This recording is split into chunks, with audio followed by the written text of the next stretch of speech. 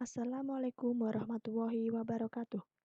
Saya Nurlaila Fajriyati, NIM 2018-12068, kelas Teori Akuntansi 5B. Di sini, saya akan menjelaskan mengenai bab 4 yaitu aspek kelembagaan dalam pengembangan akuntansi. Proses pembentukan standar akuntansi atau sering disebut dengan standar setting proses merupakan proses yang cukup pelik oleh karena melibatkan aspek politik, bisnis, dan sosial budaya. Aspek politik cukup dominan karena tarikan beberapa kepentingan, baik pihak pemerintah, swasta, maupun profesi akuntan itu sendiri. Hal ini dapat dipahami karena standar akuntansi yang akan diberlakukan akan mengikat semua pihak. Dilihat dari aspek bisnis, standar akuntansi akan berkembang seiring dengan perkembangan dunia bisnis. Munculnya transaksi-transaksi bisnis baru yang semakin kompleks menuntut adanya standar akuntansi yang mengatur transaksi tersebut. Oleh karena itu, standar akuntansi akan diterapkan pada suatu komunitas tertentu, maka aspek sosial budaya juga akan mewarnai penyusunan standar tersebut. Perlunya melihat sejarah pembentukan standar di Amerika karena profesi akuntansi di Amerika sudah cukup lama, sehingga memudahkan bagi kita untuk melihat pengaruh berbagai aspek terhadap penyusunan standar akuntansi. Di samping itu, dengan mengetahui sejarah penyusunan standar di Amerika, akan memudahkan memahami proses penyusunan standar akuntansi di Indonesia. Hal ini disebabkan proses penyusunan standar akuntansi di Indonesia pada prinsipnya hanya mengadopsi standar akuntansi Amerika dan standar akuntansi internasional.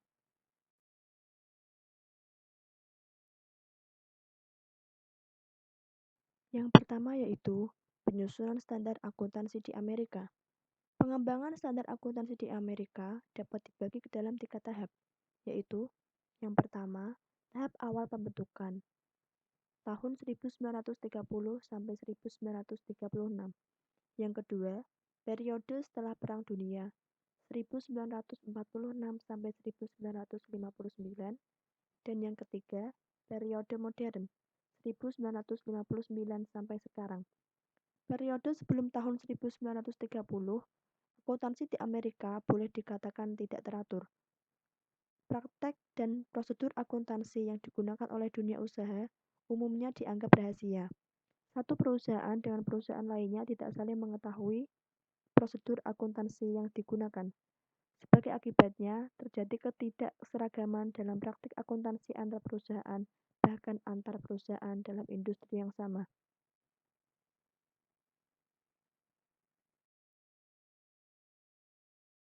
Selanjutnya, periode pembentukan tahun 1930 sampai 1946. Sebagai akibat dari crash di pasar modal tahun 1929, periode 1930 sampai 1946 memiliki pengaruh signifikan di dalam praktek akuntansi di Amerika. Perusahaan pertama, pengembangan standar akuntansi dimulai dengan adanya persetujuan antara American Institute of Certified Public Accountant atau AICPA dan New York Stock Exchange atau NYSE untuk mengembangkan prinsip-prinsip akuntansi yang harus diikuti oleh perusahaan yang terdaftar di New York Stock Exchange. Pada awalnya, AICPA berpendapat bahwa penyelesaian terbaik masalah ini adalah melalui 2 pendekatan, yaitu yang pertama, memberikan pendidikan kepada pemakai laporan akuntansi yang berkaitan dengan keterbatasan laporan keuangan. Dan yang kedua, perbaikan pelaporan keuangan akan lebih informatif bagi pemakai. Hasil dari kerjasama ini adalah formal draft yang disiapkan oleh Komite AICPA dan disetujui oleh Komite NYSE pada tanggal 22 September 1932. Melalui periode pembentukan, dibentuklah Komite Prosedur Akuntansi 1936 sampai 1946. Pada tahun 1933, AICPA membentuk Komite Khusus Pengembangan Prinsip Akuntansi. Namun demikian tidak banyak yang bisa dikerjakan oleh komite ini dan kemudian diganti dengan Komite on Accounting Procedures atau CAP pada tahun 1936. Anggota CAP bertambah dari semula 7 orang menjadi 21 orang. Pada awalnya, CAP ingin mengembangkan prinsip-prinsip akuntansi yang komprehensif sebagai petunjuk umum pemecahan masalah praktek khusus. Untuk menyusun prinsip seperti ini, diperlukan waktu sekitar 5 tahun dan Stock Exchange Commission atau BPPM-nya Amerika menginginkan waktu yang lebih cepat. Akhirnya, CAP memutuskan untuk mengadopsi pemecahan masalah khusus dan memberikan rekomendasi pemakaian metode akuntansi tertentu.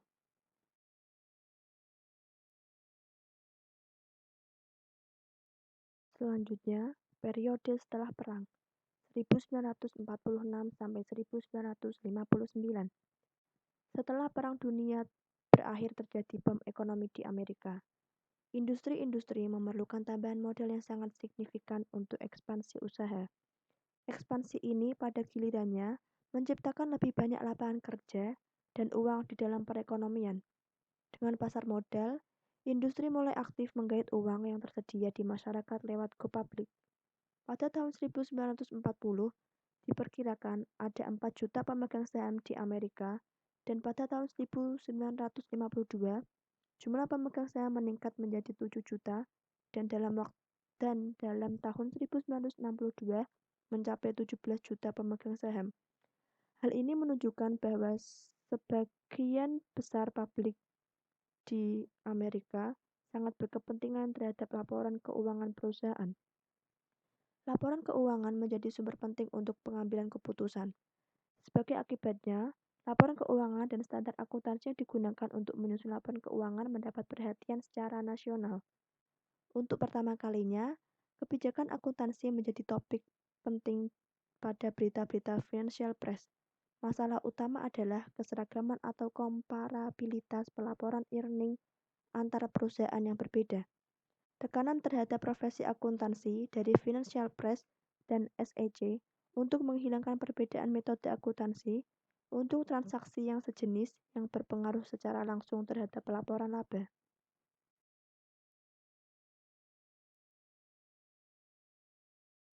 Periode berakhirnya Komite on Accounting Procedure atau CAP. Periode dari tahun 1957 sampai 1959 merupakan periode transisi pengembangan standar akuntansi di Amerika. Kritik terhadap CAP makin meningkat, khususnya kritik yang mengecam CAP. Financial eksekutif dan para praktisi akuntansi pada perusahaan kecil mengeluh bahwa mereka tidak pernah diminta hearing atau pendapat mereka terhadap usulan ARPS. Banyak orang merasa bahwa CAP bekerja terlalu lambat dan selalu menolak terhadap isu-isu kontroversial. Pada tahun 1957, AAA mempublikasikan statement yang mendasari konsep dan definisi standar akuntansi dengan pendekatan deduktif. Dalam pertemuan tahunan AICPA tahun 1957, dibentuk Special Committee on Research Program. Laporan dari komite ini menjadi cikal bakal didirikannya Accounting Principles Board atau APB dan Accounting Research Division. Laporan itu menekankan perlunya riset untuk mengembangkan standar akuntansi. Periode modern 1959 sampai 2002. Dengan dibentuknya APB dan Accounting Research Division pada tahun 1959, mulailah pengembangan standar akuntansi dilakukan melalui riset lebih dahulu. Divisi riset adalah lembaga otonom memiliki seorang direktur yang mempunyai otoritas untuk mempublikasikan hasil temuan staf riset yang berkaitan dengan pengembangan prinsip akuntansi. Divisi ini juga tidak bertanggung jawab langsung kepada Komite Teknikal AICPA. Untuk menetapkan topik riset, Direktur Divisi akan berkonsultasi dahulu dengan AFB. Jika keduanya tidak ada persetujuan, maka APB berhak menentukan topik apa yang harus dilakukan riset oleh divisi. Hasil dari proyek penelitian ini dipublikasikan dalam bentuk Accounting Research Studies. Periode setelah skandal akuntansi 2002 sampai sekarang. Era ini merupakan era yang mengagetkan dunia akuntansi. berbagai kasus skandal bisnis dan accounting fraud yang terjadi di berbagai negara yang melibatkan perusahaan besar seperti Sunbeam, Kmart, Enron, WorldCom, Global Crossing, BCCI, Maxwell, Polypack, NHIH Insurance menyadarkan badan berwenang untuk melakukan reformasi berkaitan dengan praktik akuntansi. Aturan dalam Sarbanes-Oxley Act 2002. Dalam lingkup praktik akuntansi di Amerika, skandal akuntansi yang dimulai kasusnya Enron tahun 2001, diikuti WorldCom tahun 2002, dan perusahaan lainnya, merupakan fenomena menarik yang menampar akuntan. Kasus WorldCom merupakan kasus kebangkrutan terbesar dan terheboh dalam sejarah akuntansi, di mana manajemen WorldCom secara sengaja memasukkan data perusahaan. Arthur Andersen, auditor WorldCom, gagal mengungkapkan pengalihan dana sebesar US$3,85 miliar untuk menaikkan pendapatan. Kasus Enron juga menunjukkan pola serupa, yaitu praktik manajemen laba, di mana Enron melaporkan laba yang tinggi dan menggunakan transaksi yang sangat kompleks dan direkayasa untuk mencapai tujuan mereka. The Public Company Accountability Oversight Board. Atas dasar ketentuan yang terdapat dalam SOX, di Amerika dibentuk Public Company Accountability Oversight Board atau PCAOB. PCAOB ini merupakan organisasi nirlaba swasta terdiri dari 5 anggota dan maksimal 2 diantaranya adalah anggota yang bersertifikat akuntan publik. Misi utama PCAOB adalah untuk melindungi kepentingan investor dan kepentingan publik dengan cara mengawasi auditor perusahaan publik dalam menyajikan laporan audit yang independen, jujur, dan informatif.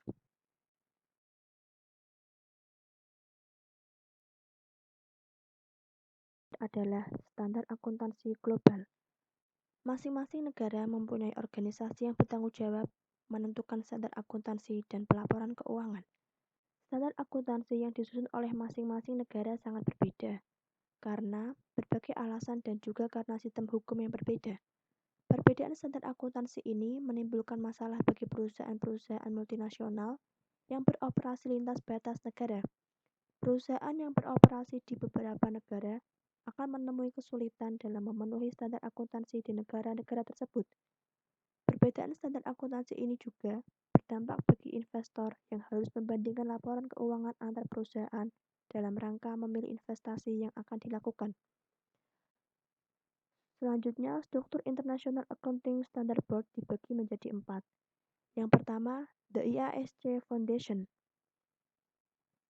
Truste mempunyai tanggung jawab yang pertama, mengangkat anggota dewan atau board, termasuk mereka yang akan bertindak melayani bantuan kapasitas dengan masing-masing multinasional, standar setter, dan menetapkan kontrak jasa dan kriteria kinerja. Yang kedua, mengangkat anggota IFRIC dan SAC. Yang ketiga, mengkaji strategi tahunan dari IASC dan efektivitasnya. Yang kedua, The International Accounting Standard Board. Dewan IASB mempunyai 14 anggota, di mana 12 anggota full-time dan 2 anggota part-time. IASB bertanggung jawab yang pertama, mengembangkan dan menerbitkan IFRS dan exposure draft, dan yang kedua, menyetujui interpretasi yang dikembangkan oleh IFRIC. Selanjutnya, struktur yang ketiga yaitu International Financial Reporting Interpretation Committee atau IFRIC. IFRIC bertanggung jawab yang pertama, menginterpretasikan penerapan IFRS dan memberikan acuan isu-isu pelaporan keuangan yang tidak dibahas khusus dalam IFRS. Yang kedua, mempublikasikan draft interpretasi untuk mendapatkan tanggapan dari masyarakat. Dan yang ketiga, melaporkan kepada Dewan dan mendapatkan persetujuan Dewan untuk final interpretasi. Dan yang terakhir, The Standard Advisory Council. SAC saat ini memiliki 49 anggota dan menyediakan suatu forum baik bagi organisasi atau individu yang mempunyai interest terhadap international financial reporting untuk berpartisipasi dalam proses standard setting. Anggota SAC diangkat untuk periode 3 tahun dan memiliki latar belakang geografi dan fungsional yang berbeda. Ketua IASB sekaligus juga menjadi ketua SAC. SAC mengadakan pertemuan 3 kali setahun dalam perbukaan untuk masyarakat untuk memberikan nasihat dewan untuk prioritas pekerjaan dewan, memberitahu dewan terhadap dampak usulan standar untuk penggunaan dan penyusunan laporan keuangan, memberikan nasihat kepada dewan atau kepada truste. Demikian penjelasan dari saya. Apabila ada kesalahan, saya mohon maaf. Wassalamualaikum warahmatullahi wabarakatuh.